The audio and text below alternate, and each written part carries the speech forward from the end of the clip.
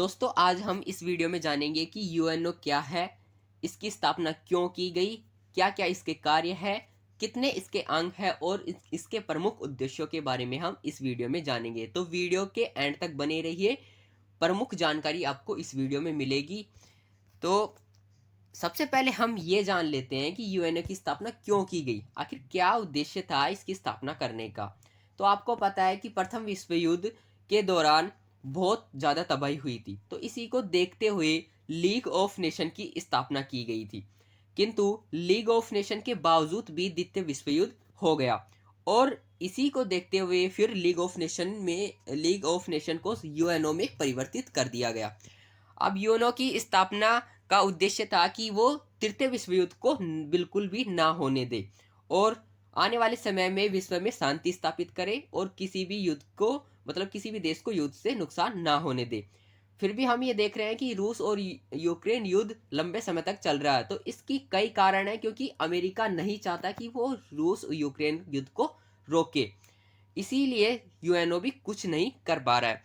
तो जब इसकी स्थापना हुई 24 अक्टूबर 1945 को, तो इस पर 51 देशों ने हस्ताक्षर किए थे। उसी के बाद 30 अक्टूबर को भारत भी इसमें शामिल हो गया। सबसे पहले हम इसके प्रमुख अंगों के बारे में बात कर लेते हैं, फिर बाद की बात आगे करेंगे। सबसे पहले संयुक्त राष्ट्र संघ के अंग देखते हैं हम। इसके 6 अंग, प्रमुख 6 अंग होते हैं। वैसे बहुत सारे इसके अंग हैं लेकिन प्रमुख 6 अंग माने जाते हैं। तो आपसे पूछा जाए तो संयुक्त राष्ट्र संघ के 6 अंग आपको बताने हैं। सबसे पहले सचिवालय, आम सभा, अंतर्राष्ट्रीय न्यायालय, सुरक्षा परिषद, न्यायशीलता परिषद, आर्थिक एवं सामाजिक परिषद। इसमें से भी जो प्रमुख अंग आता है वो सुरक्षा परिषद होता है। सुरक्षा परिषद का जो अध्यक्ष या उसे हम महासचिव भी कहते हैं, वो महासचिव होते हैं। सबसे पहले महासचिव ट्राइगरली थे और वर्तमान में एंटोनियो गुटेरस है, जो कि पुर्तगाल के पूर्व प्रधानमंत्री है। तो इन एक एक अंगों के बारे में हम जानते हैं। आम सभा का चुनाव जैसे वोट डाल के होता है, वैसे ही आम सभा के प्रत्येक सदस्यों का चुनाव होता है। वर्तमान में इसके 193 सदस्य देश है।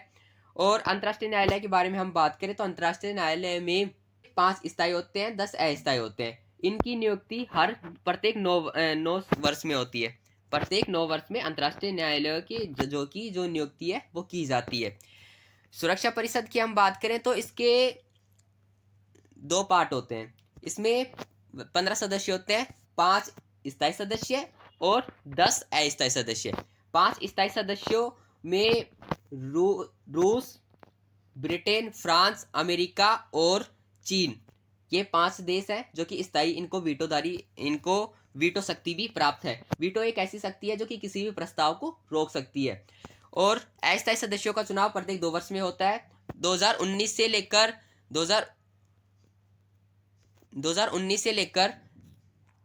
2021 तक भारत भी इसका अस्थायी सदस्य रहा है। अब भारत इसका स्थायी सदस्य बनने की कोशिश कर रहा है।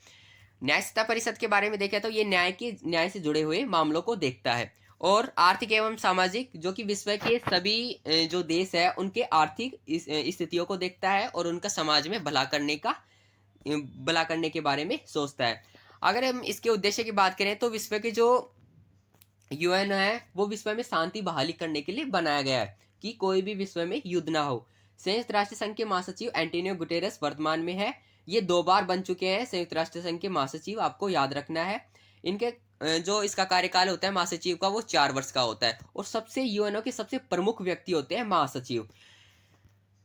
अगर हम यूएनओ के मुख्यालय की बात करें तो यूएनओ का मुख्यालय न्यूयॉर्क में है, जो कि अमेरिका में स्थित है। इसलिए अमेरिका की जो शक्ति है वो उस पर यूएनओ प्रतिबंध नहीं लगा सकता। अमेरिका का दबदबा इसीलिए यूएनओ पर ज्यादा रहता है, क्योंकि अमेरिका बजट भी यूएनओ को ज्यादा देता है। लगभग 20% बजट अमेरिका से ही आता है यूएनओ का, और इसलिए भी अमेरिका ज्यादा ताकतवर है यूएनओ के मामले में। अगर हम बात करें कि यूएनओ में सुधार के लिए भारत सबसे आगे क्यों है, तो भारत चाहता है कि यूएनओ में उसे भी वीटोधारी सदस्य बनने का मौका मिले, यानी कि उसे भी स्थायी सदस्य बनाया जाए। क्यों? क्योंकि भारत अब विश्व की महाशक्ति बनने जा रहा है, यानी कि तेजी से एक उभरती हुई अर्थव्यवस्था है भारत की। भारत भी यूएनओ का संस्थापक सदस्य है और एशिया में भारत के भारत सबसे बड़ा देश है। एशिया में अगर बात की जाए तो चीन को छोड़कर, तो एशिया में भारत सबसे बड़ा देश है। और भारत की दावेदारी ये है कि वो मतलब तेजी से आर्थिक विकास भी कर रहा है और विश्व की 5वीं बड़ी अर्थव्यवस्था भी बन गया है। तो इन्हीं सभी कारणों के मद्देनजर भारत को भी यूएनओ में सदस्य प्राप्त होनी चाहिए। इसके अलावा भी 4 देश, जो कि जर्मनी भी ये दावा करता है कि उसे भी स्थायी सदस्य बनाया जाए।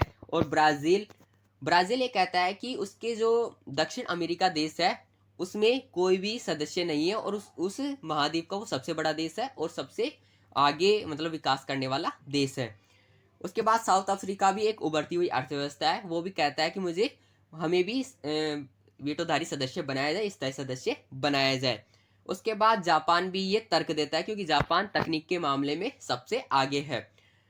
तो ये कुछ देश है जो कि ये भी अपना दावा करते हैं स्थायी सदस्य बनने के लिए, और भारत का इसमें जो दावा है वो सबसे मजबूत है। इसके 4-5 कारण हो सकते हैं कि भारत तेजी से आर्थिक विकास कर रहा है, दुनिया को सही रास्ता दिखा रहा है भारत, रूस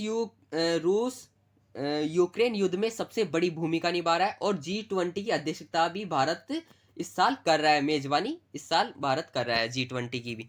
और पर्यावरण से जुड़े मामलों पर भी भारत सबसे ज्यादा विश्व का ध्यान आकर्षित करना चाहता है, और विश्व की बड़ी अर्थव्यवस्था तो बनने ही जा रहा है। तो ये कुछ कारण है जिसके कारण भारत को भी वीटोधारी सदस्य बनना चाहिए। लेकिन जब भी ये प्रस्ताव यूएनओ में लाया जाता है तो चीन इसके विरोध में प्रस्ताव करता है, वीटो लगा देता है कि भारत को सदस्य नहीं बनाना चाहिए, क्योंकि भारत ने एनपीटी पे सिग्नेचर नहीं किया है। एनपीटी न्यूक्लियर प्रोलाइफरेशन ट्रीटी है, यानी कि परमाणु अप्रसार संधि है। इसको ध्यान में रखकर अगर भारत परमाणु इस पर हस्ताक्षर कर देता है तो फिर भारत कभी भी परमाणु हथियारों का प्रयोग नहीं कर सकता है। इसलिए भारत को दोनों चीज देखने होंगे कि परमाणु हथियारों का वो भारत ने कह रखा है कि वो पहले परमाणु नॉन फर्स्ट यूज, यानी कि पहले परमाणु हथियारों का प्रयोग नहीं करेगा। अगर पूरी विश्व परमाणु हथियारों का प्रयोग नहीं करती है तो भारत भी नहीं करेगा। तो उसकी ये पॉलिसी है। हाल ही में भारत के प्रधानमंत्री ने एंटोनियो गुटेरेस से मुलाकात की है और संयुक्त राष्ट्र संघ में सुधारों के लिए चर्चा भी की है। तो ये थी आज की हमारी वीडियो में संयुक्त राष्ट्र संघ के बारे में जनरल नॉलेज। इससे रिलेटेड कोई क्वेश्चन हो आपका तो आप कमेंट पे बता सकते हैं। मिलते हैं नेक्स्ट वीडियो में, तब तक के लिए बाय, जय हिंद।